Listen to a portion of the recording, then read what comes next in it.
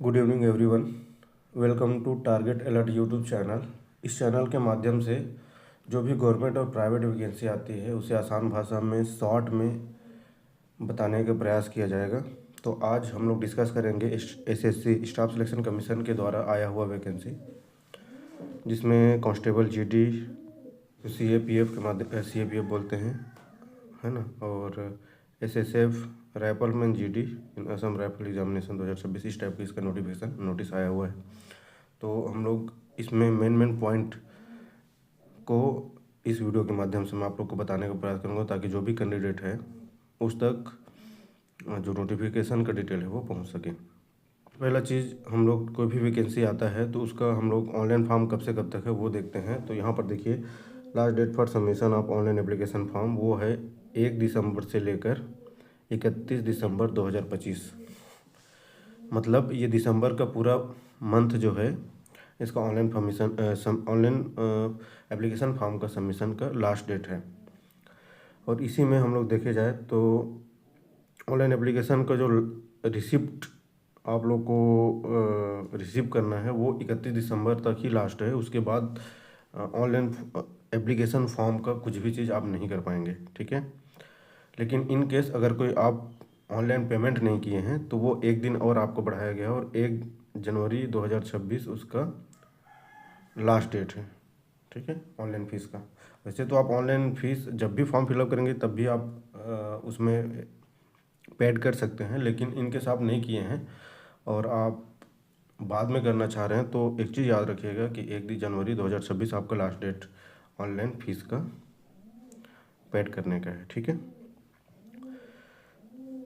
उसके बाद in case मान लो बात आप कोई फॉर्म फिलअप कर रहे हैं और उसमें आपको कुछ भी त्रुटि या मिस्टेक होता है ना, तो उस कंडीशन में 3 दिन के लिए 8 जनवरी से लेकर 10 जनवरी तक ये फॉर्म फिर से खुलेगा और उसमें आप करेक्शन कर सकते हैं, ठीक है।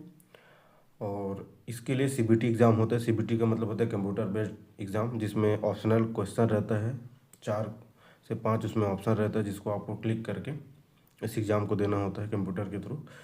तो ये आपको फरवरी से अप्रैल के बीच में 2026 में कभी भी हो सकता है। इसका एक टेंटेटिव डेट है। कौन कौन सा वैकेंसी आया हुआ है तो आगे देख लेते हैं कौन कौन सा वैकेंसी है और कितना वैकेंसी है वो भी हम इसमें देखने का प्रयास करेंगे। इसका जो वैकेंसी है यहाँ पर दिया हुआ है, तो इसमें बीएसएफ का वैकेंसी है, सीआईएसएफ का वैकेंसी है, सीआरपीएफ का वैकेंसी है, एसएसबी का वैकेंसी है, आईटीबीपी का वैकेंसी है, असम राइफल का वैकेंसी है और एक तो होता है एसएसएफ, इसका वैकेंसी है। तो कितना कितना वैकेंसी है बीएसएफ के लिए? टोटल 524।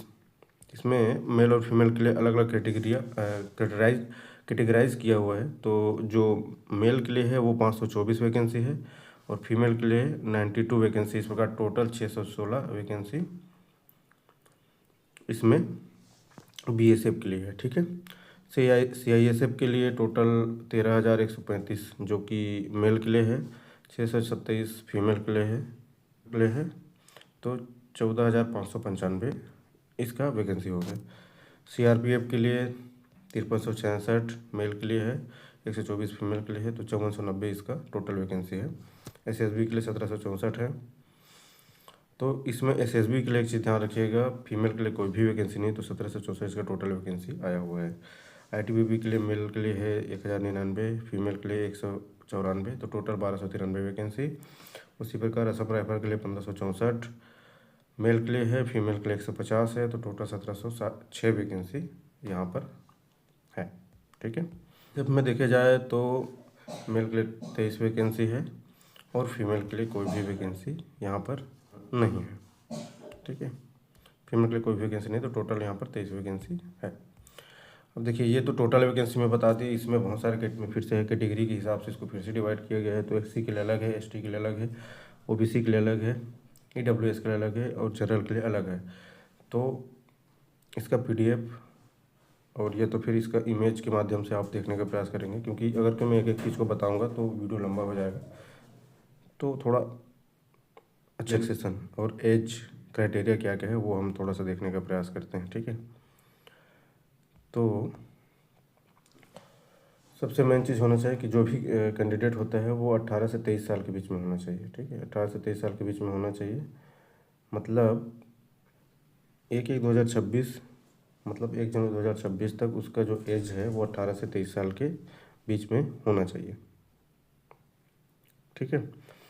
अब इसमें 2 क्राइटेरिया और जुड़ा हुआ है, 2 कैटेगरीज को और बांटा गया है। कौन कौन सा? तो पहला चीज़ कि 2 जनवरी 2003 के पहले का कैंडिडेट नहीं होना चाहिए। समझ गए ना? 2 जनवरी 2003 के पहले का कैंडिडेट नहीं होना चाहिए और 1 जनवरी 2008 के बाद का कैंडिडेट नहीं होना चाहिए। ये चीज़ आप लोग थोड़ा ध्यान देंगे। आगे बढ़ते हैं तो इसमें एज रिलैक्सेशन दिया हुआ है। तो किसका किसका क्या क्या एज रिलैक्सेशन में थोड़ा सा बता देता हूँ। ST/SC के लिए 5 साल का एज रिलैक्सेशन है, OBC के लिए 3 साल का एज रिलैक्सेशन है और एक्स सर्विसमैन के लिए 3 साल का एज रिलैक्सेशन है। आगे और इसमें बहुत सारा एज रिलैक्सेशन दिया हुआ है।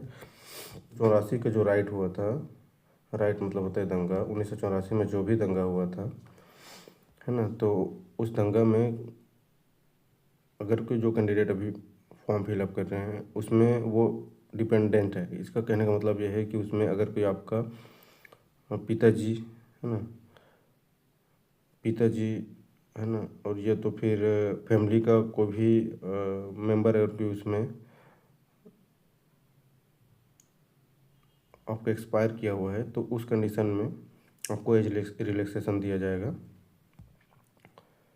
तो इसमें देखा जाए तो EWS कैटेगरी में आपका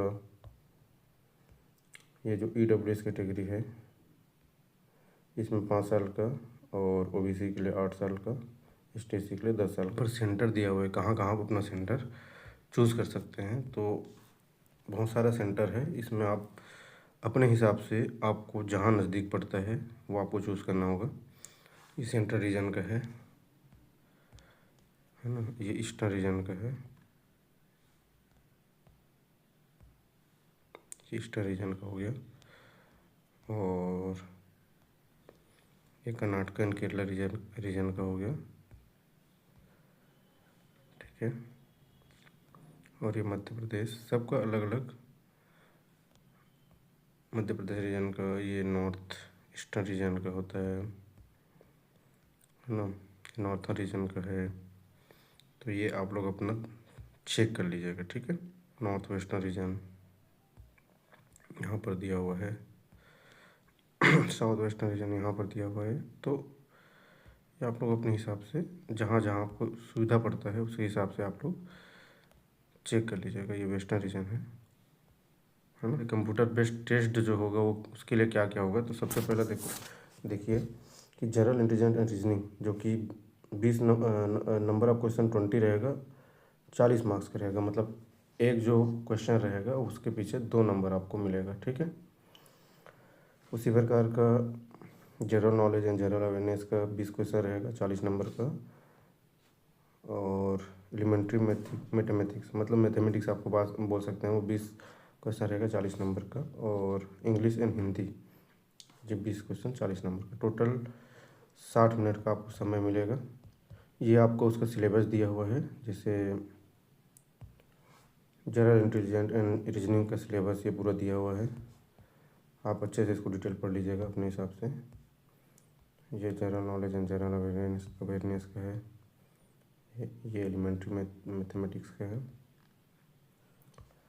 और ये इंग्लिश एंड हिंदी। ठीक है। उसके बाद फिर जो टेस्ट होगा वो होगा आपका फिजिकल एफिशिएंसी टेस्ट या फिजिकल स्टैंडर्ड टेस्ट बोलते हैं।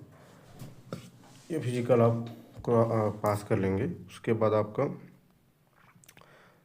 तो इसमें पहला चीज़ तो फिजिकल एफिशिएंसी टेस्ट में आपका क्या क्या चीज़ होता है, तो ये होता है पहला रेस होता है। मेल के लिए होता है 5 किलोमीटर 24 मिनट में आपको कंप्लीट करना है। 1.6 किलोमीटर आपको 7 मिनट में कंप्लीट करना है।